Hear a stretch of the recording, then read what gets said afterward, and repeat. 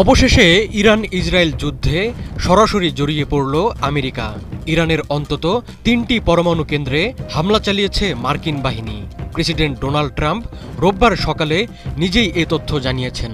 ট্রাম্পের দাবি, ইরানের ফোর্দো, নাতানজ ও ইস্পাহানে অবস্থিত ৩টি পরমাণু কেন্দ্রে সফলভাবে হামলা চালিয়েছে তার বাহিনী।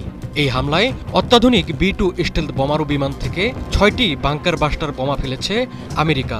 তবে ইরান জানিয়েছে, যুক্তরাষ্ট্রের হামলার আগেই কেন্দ্রগুলোর পরমাণু উপকরণ সরিয়ে নেওয়া হয়েছিল।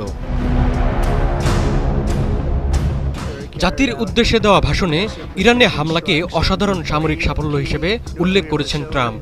রোববার সকালে নিজের মালিকানাধীন সামাজিক মাধ্যম ট্রুথ সোশ্যালে ইরানের সামরিক অভিযানের খবর দেন ডোনাল্ড ট্রাম্প। তিনি জানান, ইরানের ৩টি পরমাণু স্থাপনায় খুবই সফলভাবে হামলা সম্পন্ন হয়েছে। হামলায় অংশ নেওয়া সব বিমান এখন ইরানের আকাশসীমার বাইরে। ইরানে হামলাকে মার্কিন যুক্তরাষ্ট্র, ইসরায়েল ও পুরো বিশ্বের জন্য এক ঐতিহাসিক মুহূর্ত হিসেবে উল্লেখ করেছেন ট্রাম্প। নিজেদের পরমাণু স্থাপনায় মার্কিন হামলার কথা স্বীকার করেছে ইরান। তবে যুক্তরাষ্ট্রের হামলার আগেই ৩টি পরমাণু কেন্দ্রের পারমাণবিক উপকরণ সরিয়ে নেওয়া হয়েছিল বলে জানিয়েছে ইরান।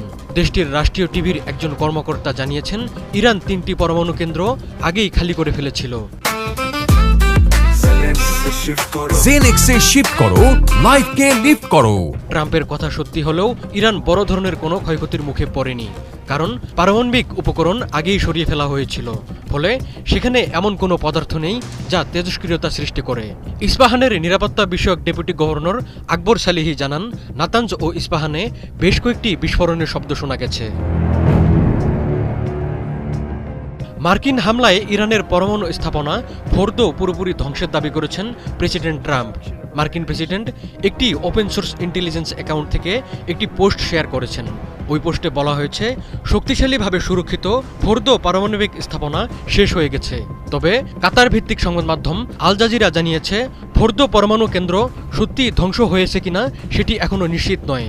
কেননা ট্রাম্প যে সূত্রের বরাত দিয়ে কেন্দ্রটি ধ্বংস হয়ে যাওয়ার তথ্য জানিয়েছেন, সেটি সরকারি বা সামরিক কোনো সূত্র নয়, যার তথ্য প্রায়শই যাচাই বাছাই ছাড়াই প্রকাশ করা হয়।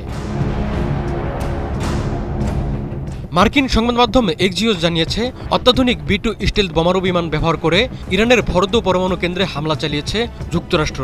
মাটির ২৬২ ফুট গভীরে থাকা পরমাণু কেন্দ্রটিতে হামলা চালাতে ৩০,০০০ পাউন্ডের বাংকার বাস্টার বোমার প্রয়োজন ছিল, যেটি শুধুমাত্র B-2 বোমারু বিমানের ছোড়ার সক্ষমতা আছে।